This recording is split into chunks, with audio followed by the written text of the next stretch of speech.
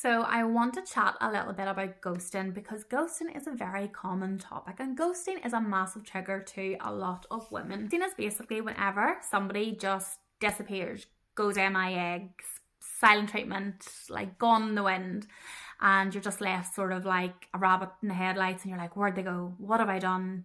What's happened? Have I said something wrong? Is this me? Am I not good enough? Have they found somebody else?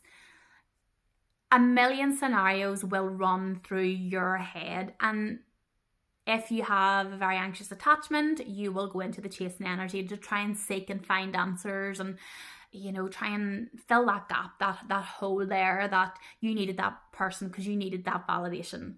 And that will be an indicator that you have a very sort of lower weak sense of self, a very unhealed inner child, and your self-worth will probably be quite low. Because you're letting somebody leaving your life basically change your day. You'll start to fixate and talk about it and you'll need an answer. And the thing about life is the only person that we can control is ourselves.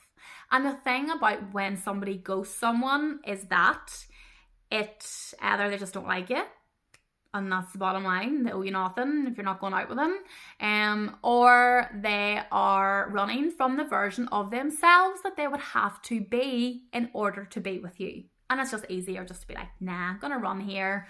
It could also be coming from a very anxious or avoidant attachment style where they just can't cope with that feeling of overwhelm, or if they have feelings and they don't know how to process them, it's going to be easier for them to just pull away and sideline off until they can regulate themselves. And like when somebody goes, they generally come back.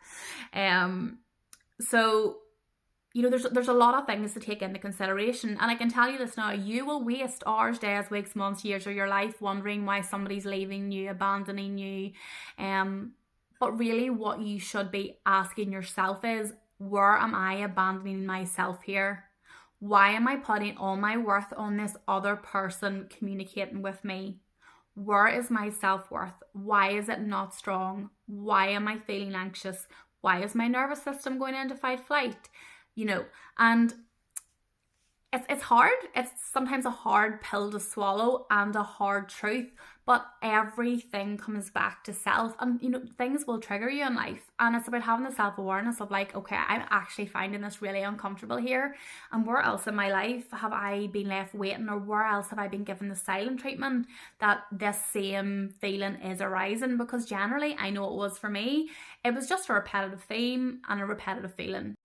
Listen, in an ideal world, it would be great if somebody could just give you a heads up before they ghosted you. But would that make it any better either? Because if you're in the chaser energy, you're going to be trying to convince them to stay and people please and go down that route, blah, blah, blah. But yeah, for a lot of people, like, ghosting is a really, really triggering thing. And I know for me, like, it would have completely just like changed my whole day.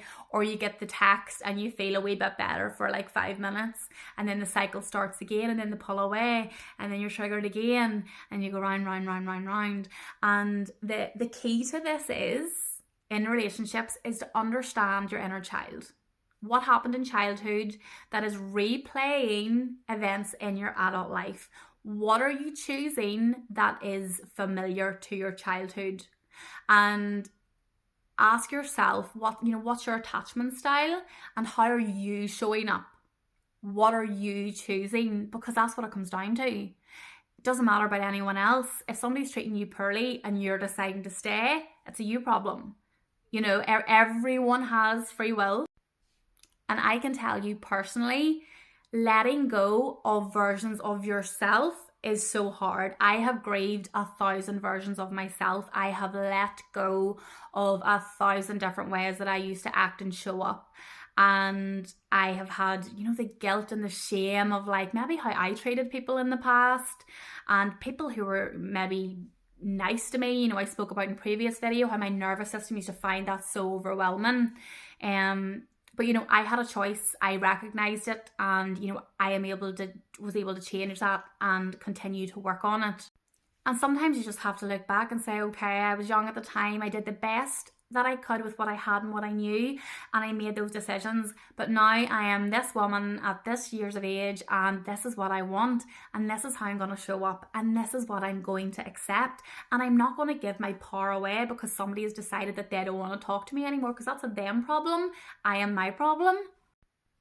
And sadly, with life, your subconscious, whatever you learn between the years of 0 to 7, that's going to repeat and replay until you have the conscious awareness right here and right now that this is a problem. You will just continue to repeat and replay. And that's why sometimes people can go from toxic relationship to toxic relationship to toxic relationship, because that's all they know. That's been their lifelong conditioning. Or there's something familiar. It could depend on their underlying wounding, their mother wound, their father wound, of why they make particular choices. But everything always comes back to self. The whole point of having a strong self-worth foundation based on strong values, knowing what you expect from yourself, knowing what you expect from others, knowing what your non-negotiables are in life, is that when life comes and rocks you, you will be able to withstand the storm. And yeah, it's not going to be perfect and triggers are still going to come, but you will have better tools and a strong sense of self where you can actually not focus outward and actually be like, do you know what? I'm having a bit of a hard time. I feel a bit triggered, but I'm going to do something really nice for myself today, and I'm not going to sit in the house looking at my phone and waiting on somebody to text me back or whatever it may be, So you have the power to turn it all back towards yourself. Instead of being in the pick me energy, be in the I choose me energy. I choose me. There is no magic wand or quick fix to any of the work that has to be done to navigate through this. But self-awareness is a great master, and it can really help you identify and be self-aware and be able to stand back and actually analyze yourself and how you're showing up and what you're accepting in your life.